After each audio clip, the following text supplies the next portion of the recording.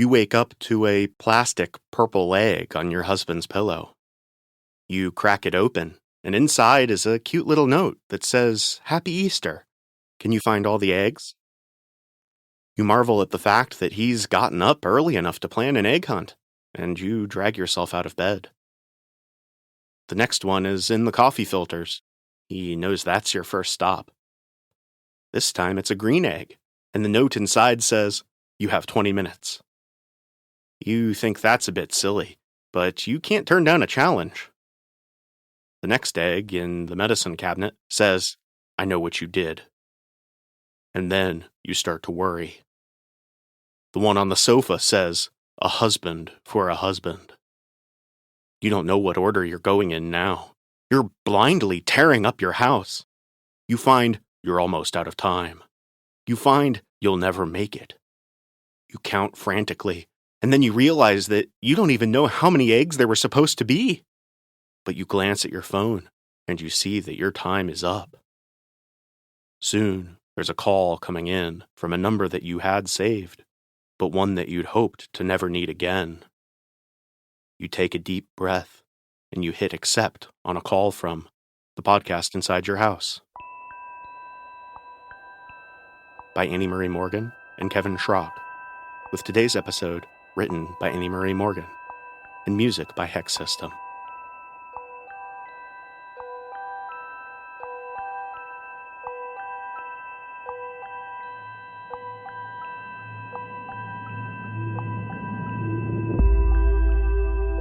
Season 3, Episode 5, The Ram of Concretion.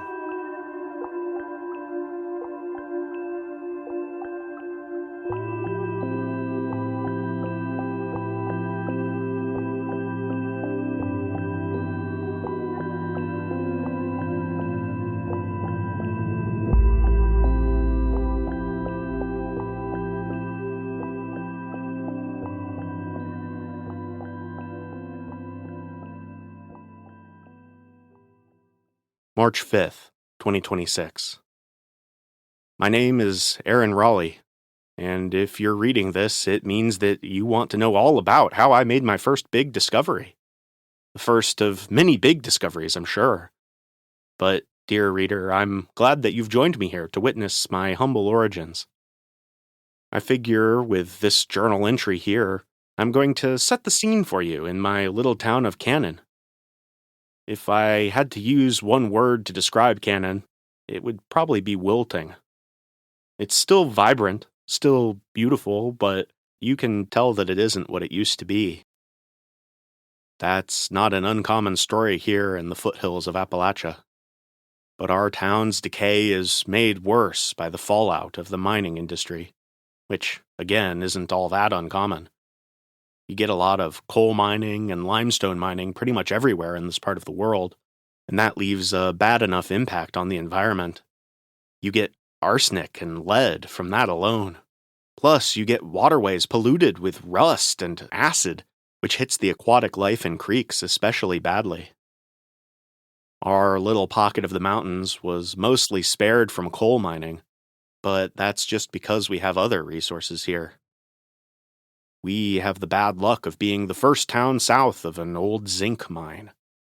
They used to dump their waste straight into the Mugwort River, which flows right through our town.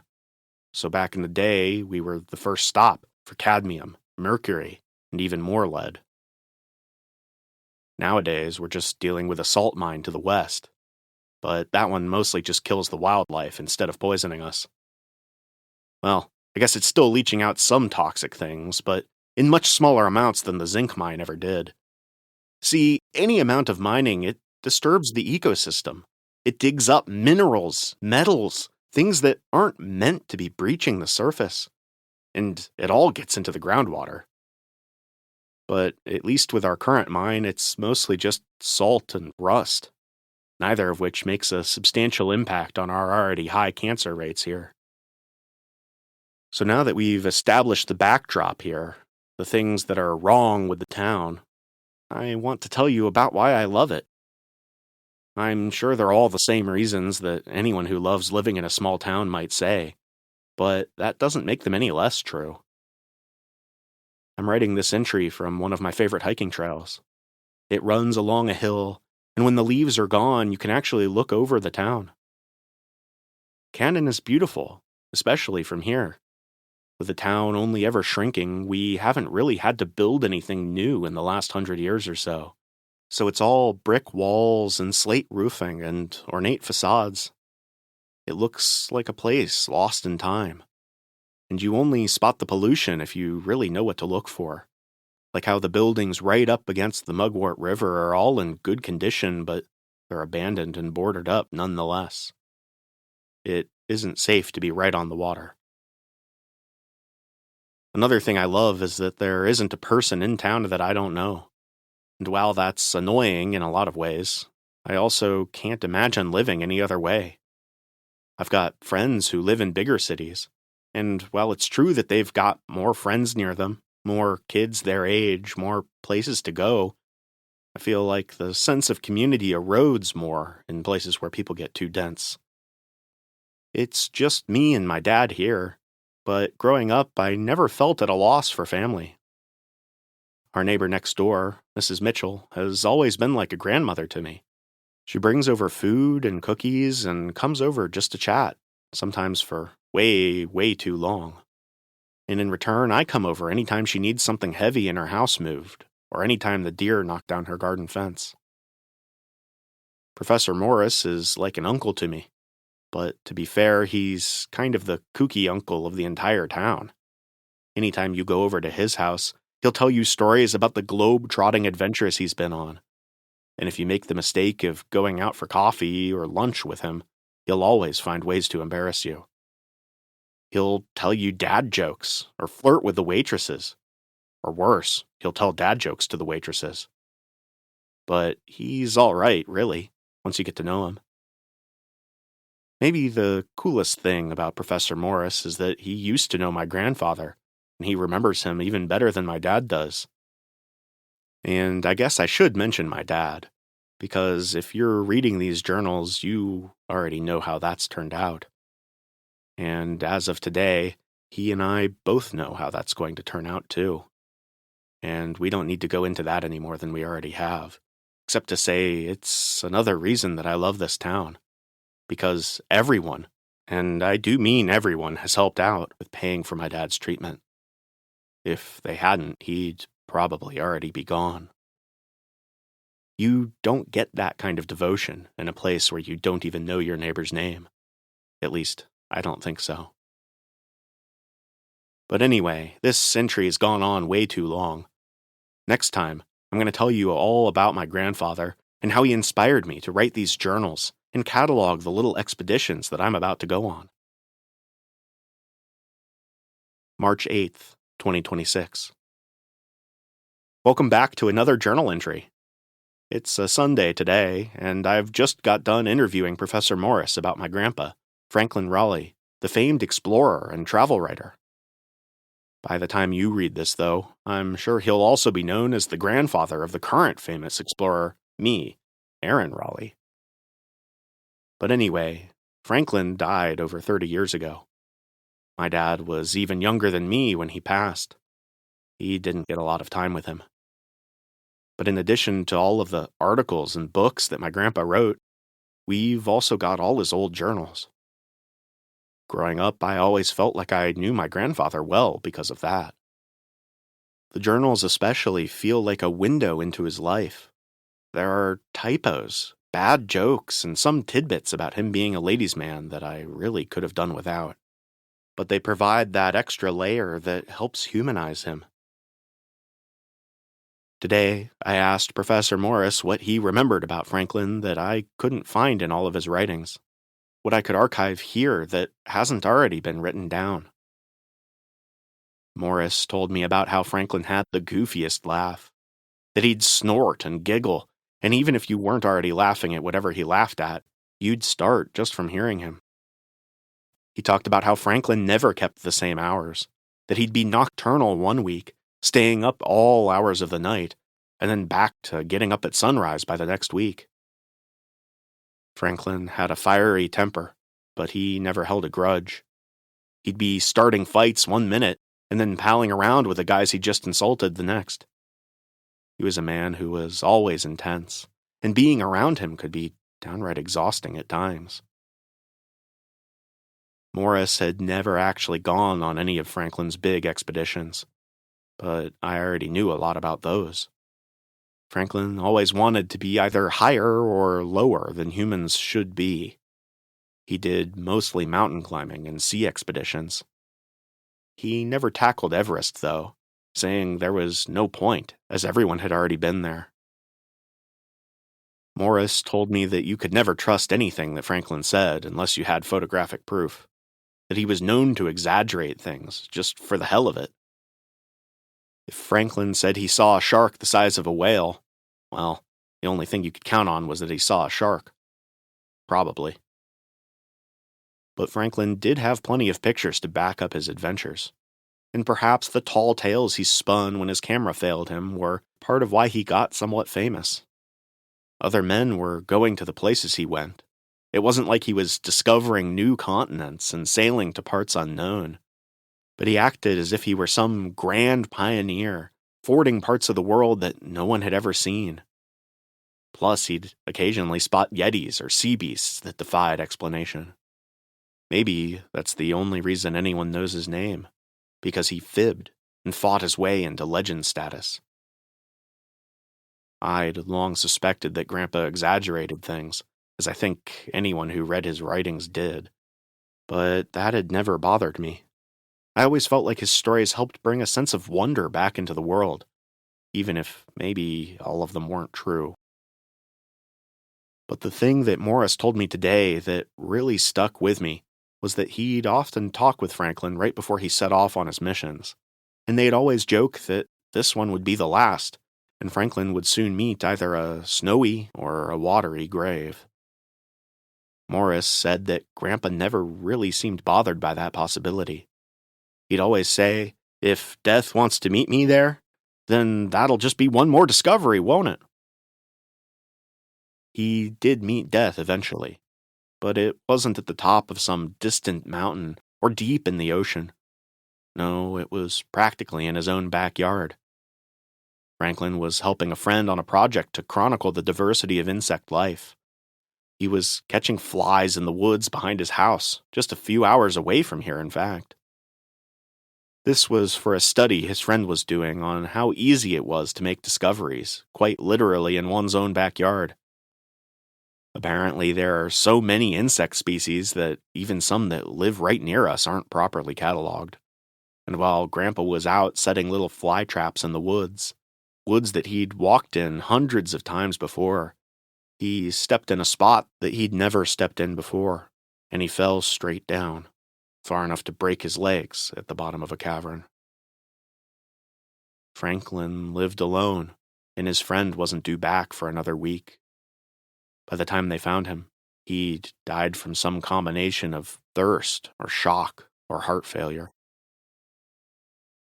They named both a new fly species and the cave after him, which seems morbid, but he would have been offended if they'd named it after anyone else. Professor Morris has pictures of that cave. I'm actually writing this from his couch right now, flipping through an old scrapbook.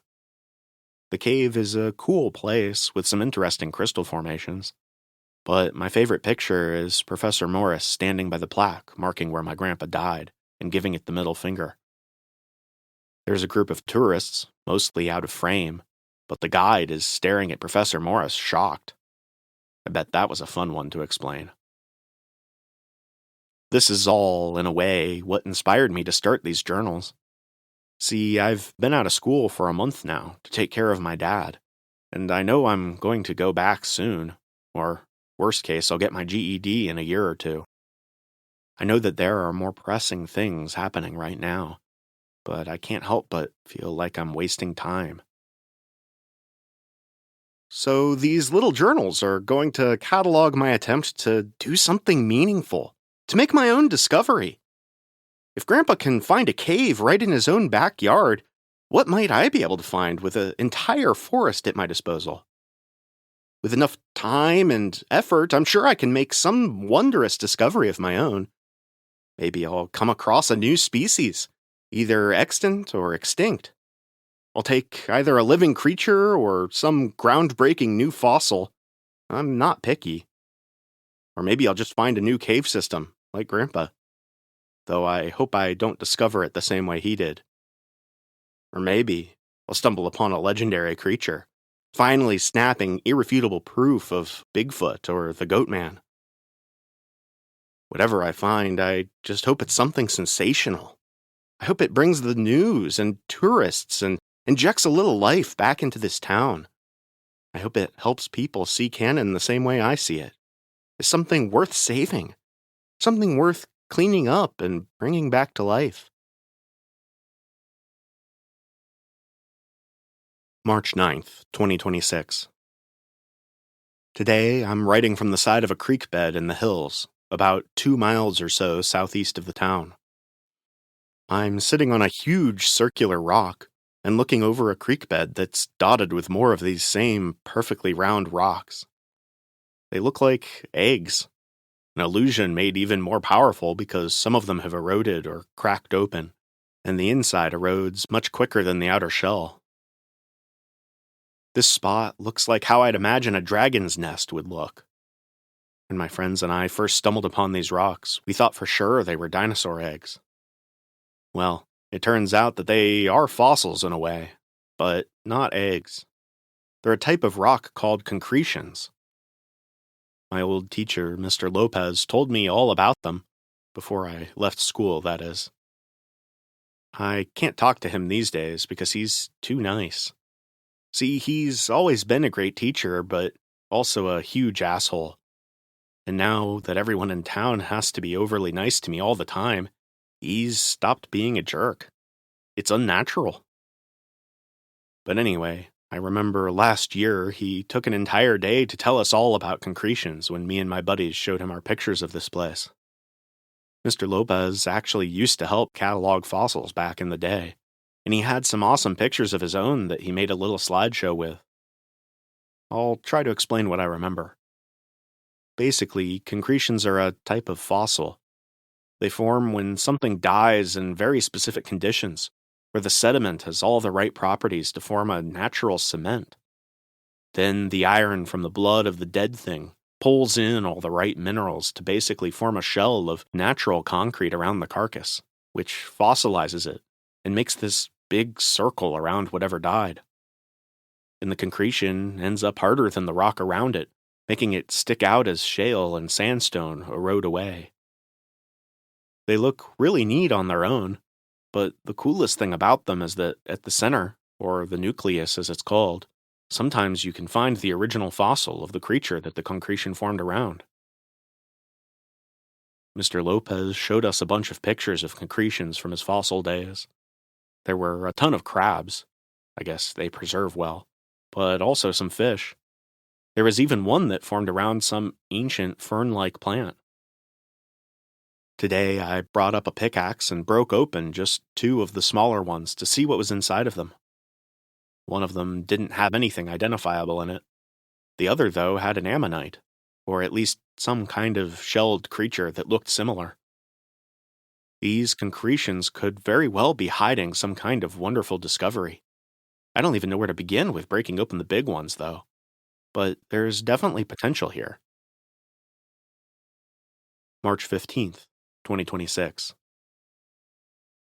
I'm writing this from one of the study rooms at the library. I've just gotten done with an impromptu history lesson from Mrs. Davis. She was my history teacher, and she's been the main one helping me try to coordinate for finals so that maybe I won't have to repeat junior year whenever I can come back to school. I meant to write sooner than this, but, well, there's a reason I had to put pretty much everything on hold. I really only get out when someone can be home with my dad. And people have been helping, of course, but with everyone in town chipping in to help pay the bills, I really don't feel right asking for people's time, too. Especially with how intensive caring for my dad is at this stage. But enough about that. Let's talk about history. I told Mrs. Davis all about my quest to find some grand discovery here. and she told me about a historic mystery she'd always wondered about.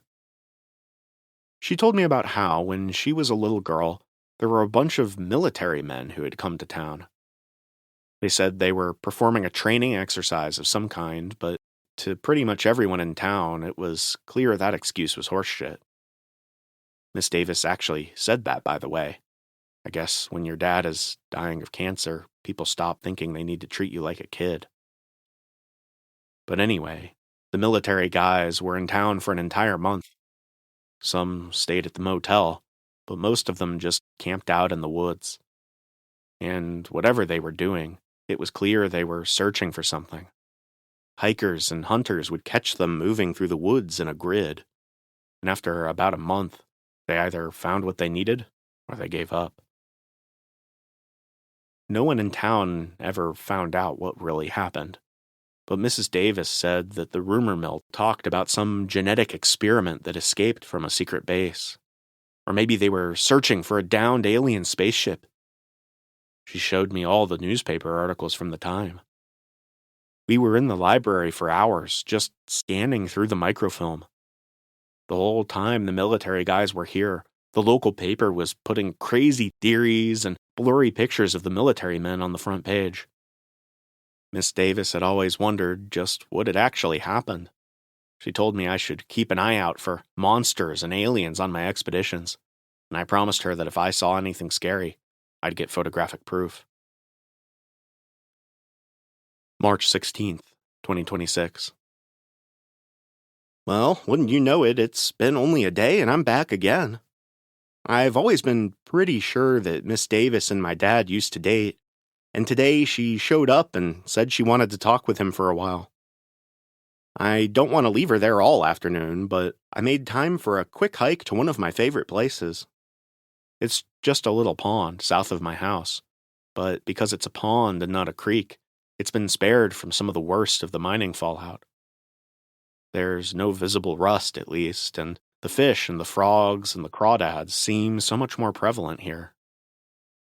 I knew this place was special, even as a kid, before I understood the full damage that had been done to our ecosystem. The plants are denser. The birds group closer, so they sing more often and they sing louder.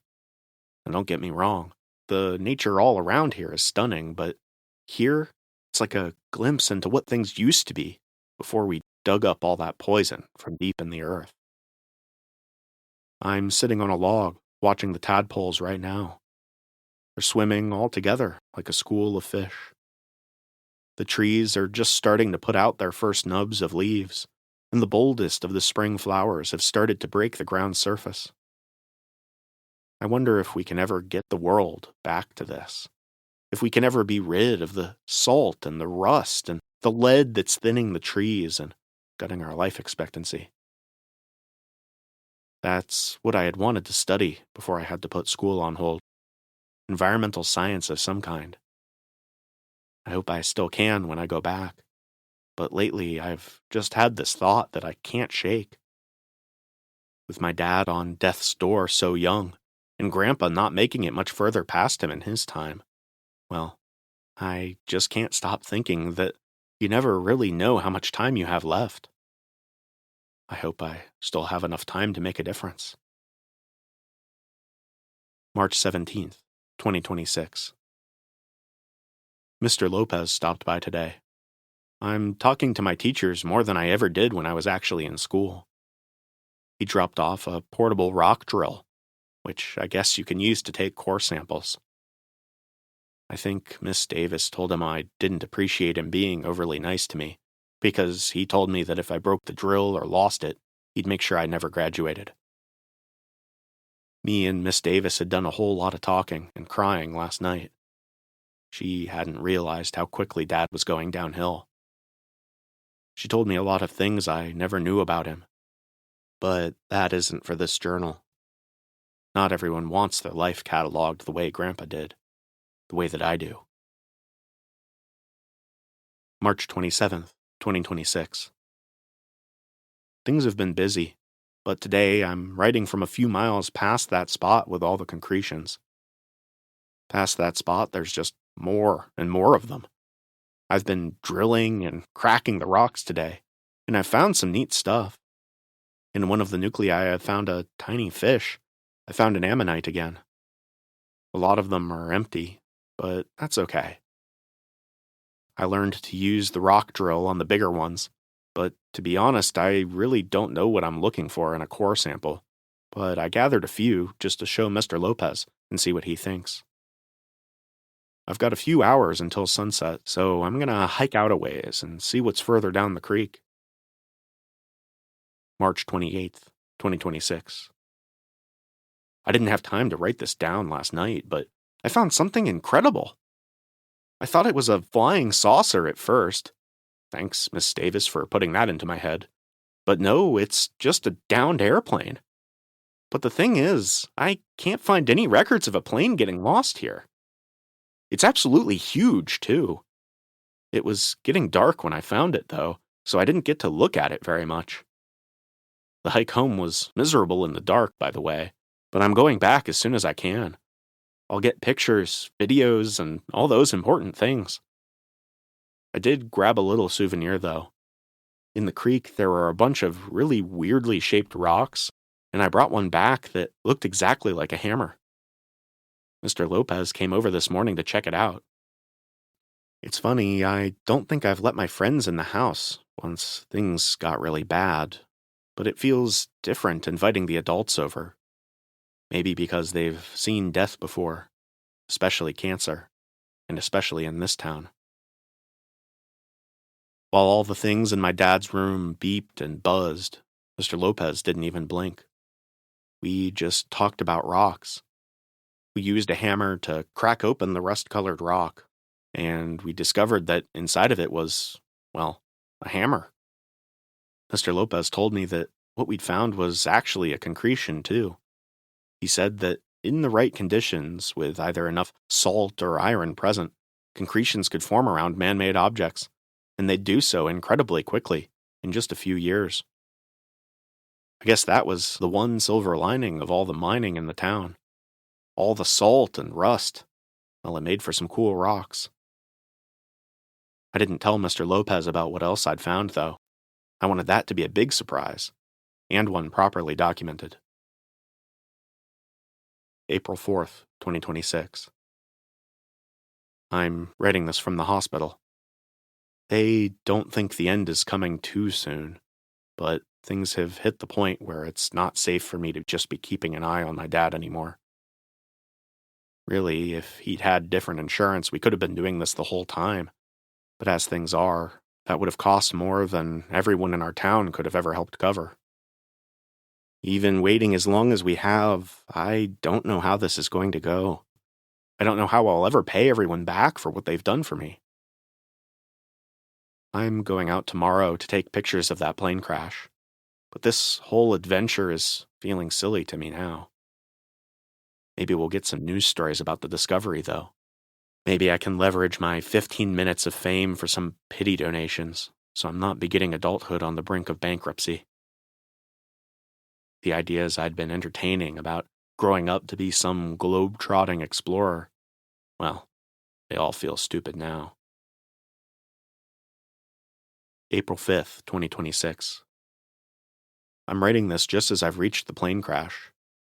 Being back in the woods makes me feel like anything is possible. Like maybe things will be okay. I try to hold on to that feeling while I can. It's Easter today. Though I've never been religious, I always liked the idea of it. And the symbolism of rebirth, of resurrection.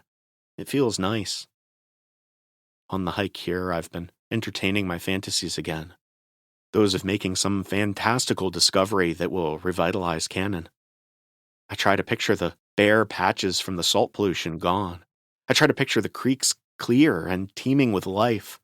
I try to picture the people swimming and fishing in the Mugwort River. Maybe I could be the one to bring all of that. I'm going to set this journal down for a bit and start cataloging. April 5th, 2026. Entry 2. The plane itself is incredibly well preserved. One wing is still attached and the fuselage is pretty intact. aside from where the other wing had ripped off. The interior is pretty sheltered from the weather. The instruments, dials, and seats are in beautiful shape. Though the plane is huge, it's a cargo carrier of some kind, not a passenger plane. Thankfully, there are no skeletons anywhere in it. Whatever happened, the pilots had either parachuted out or survived the crash, though I don't know about anyone's odds of surviving beyond that. I tried not to touch or disturb too much inside the plane itself. I feel like there's a lot of history there. In the creek, beside the wreckage, there are more little artifacts that have concretions forming around them, and underneath them there are more of the stone concretions too. There's something beautiful about that. Fossils from millions of years ago, when this was all an ocean, are sitting right underneath fossils just beginning to form around human artifacts from only a few short decades ago.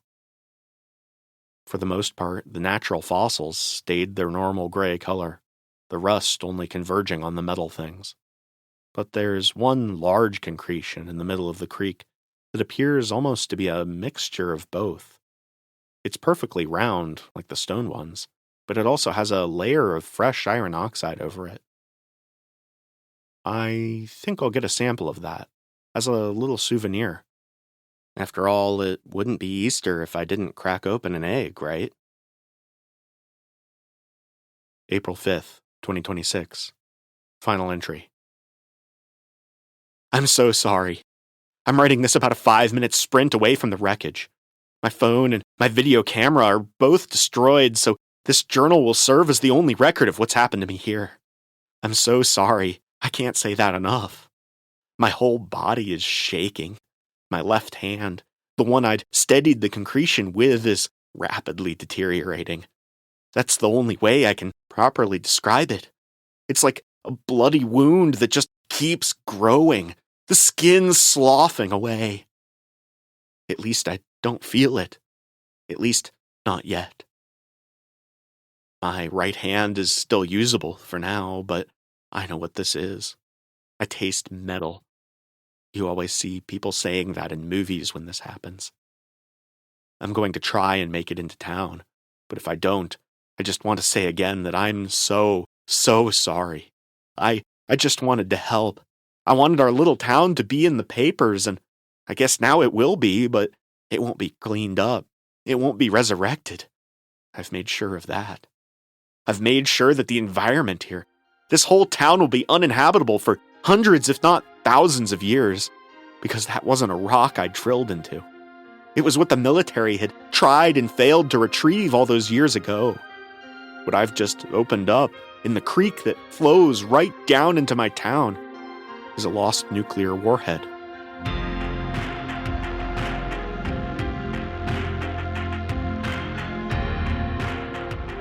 Thank you for tuning into this episode of The Podcast Inside Your House.